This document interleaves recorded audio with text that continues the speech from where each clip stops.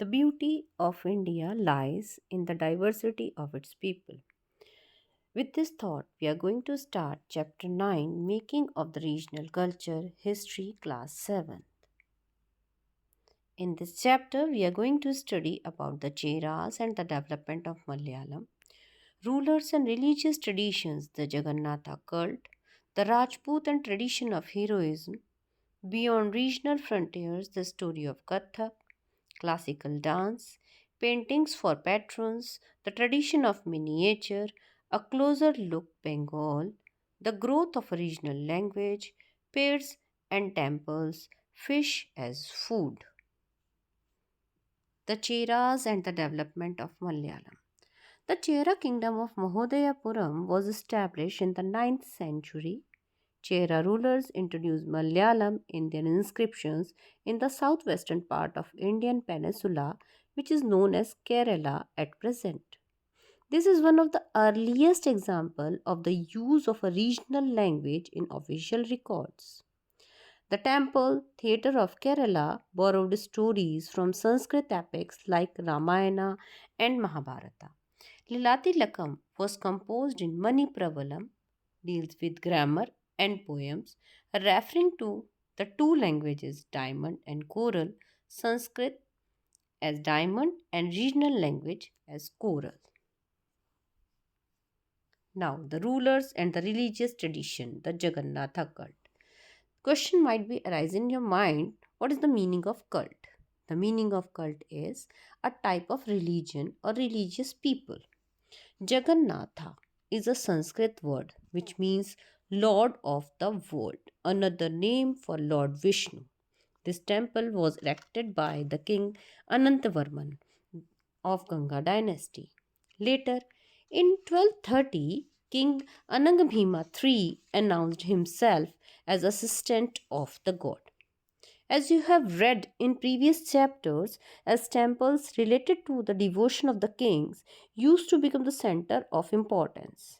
The consequences the conquerors like Mughals, Marathas, East India Company tried to gain control over it so that their rule be accepted by the local people.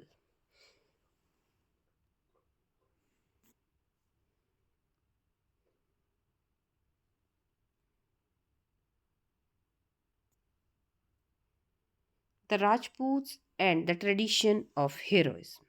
In the 19th century, the region that constitutes the present day Rajasthan was called Rajputana by the British. This was not only area that the Rajput lived, they lived in other parts of North India as well. From 8th century, Rajasthan was ruled by various Rajput families. Prithviraj Chauhan was one of them. They were well known for their bravery as they often chose death in place of defeat. Poems, songs, stories, etc., are preserved in their memories to inspire others for loyalty, friendship, love, bravery, etc. Rajput women were also as brave as their men. The stories about Sati and Johar you have seen in different movies already. Now, beyond regional frontiers, the story of Kathak. Kathak is a dance form. You know that very well. But Kathak is derived from the word Katha, a word used in Sanskrit for story. They were storytellers in the temples on the North India. The legends of Radha Krishna were enacted in folk plays called Ras Leela, combined dance with basic gesture of foot and body.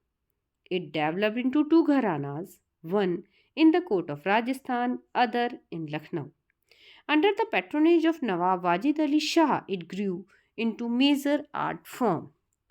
Britishers disfavored this type of dance form. Later, after independence, it was recognized as one of the six classical dance forms in India. Bharatnatyam in Tamil Nadu, Kathakali in Kerala, Odissi in Odisha, Kuchipudi in Andhra Pradesh, Manipuri, Manipur, and Kathak in North India. Now, paintings for patrons, the tradition of miniature. Who were patrons? Patrons were those who gave money and support to artists, writers, and musicians so that it would be easy for these artists to survive. Miniature are small size paintings, generally done in watercolor, on cloth or paper. The earliest miniatures were on palm leaves or wood. Some of the most beautiful of these found in Western India and were used to illustrate Jaina text. Later, the Mughal emperors Akbar, Jahangir, Shah Jahan, they patronized highly skilled painters. These can be found in the centers as Mewar, Jodhpur, Bundi, Kota, Krishnagad, and Himalayan foothills around the modern states of Himachal Pradesh. Himalayan region developed a bold and intense style of miniature paintings called Basoli. Popular text to be painted here was Bhanu Datta's Ras Manjari. Kangra artists develop a style using cool blues and greens, and a lyrical treatment of themes distinguished them.